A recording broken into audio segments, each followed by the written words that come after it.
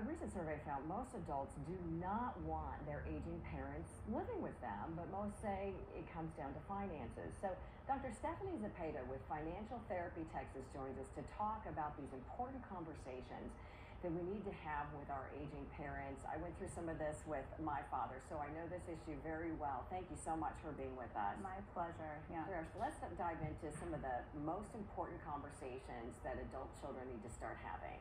Absolutely. So I think that what tends to be one of the biggest issues with my clients when they come to me with this particular issue is they don't have a clear picture because we're not taught in our society to discuss money. We're taught that it's rude, and that includes within our own families. So we don't speak with mom and dad about, hey, what's the current financial situation? So if this is a concern you're having, if your parents are getting older and they're maybe looking to retire, or maybe they already are retired, you need to be having those conversations. Break that barrier.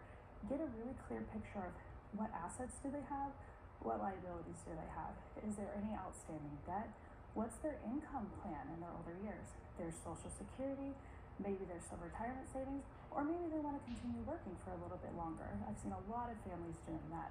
But getting a really clear snapshot of what's going on is incredibly important before you begin anything. And we want to talk a little bit about the fact that so many seniors are scammed. I know this all too well. Yes. My father was scammed.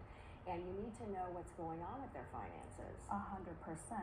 So one of the things that happens often is someone will say, oh, I was helping my parents out. I was giving them some money each month, only to find out it was not going to them. It was going to the pocket of these thieves. And so when people pay for things for their parents, I highly recommend paying the bill directly. Go, log on, pay the electricity directly, pay the water bill directly, so that you know that the money's going where it needs to go. And you can see what's going on with those accounts. Precisely. Yeah. Well, let's talk about long-term care, because that is a biggie. Yes. What I tell my folks to do is don't assume. Don't assume that mom and dad want to live with you. They may want to pull Golden Girls and live with their friends. You have no idea. Yeah. And don't assume that they do not want to live with you either. Having the conversation with them, saying, hey, what do you envision as your dream plan for long-term care? And then also, what do you envision for if you can't physically do the Golden Girls thing anymore, if you need more help or more support? Don't automatically take the burden on completely yourself. As that survey said, a lot of people aren't prepared to have their parents live with them.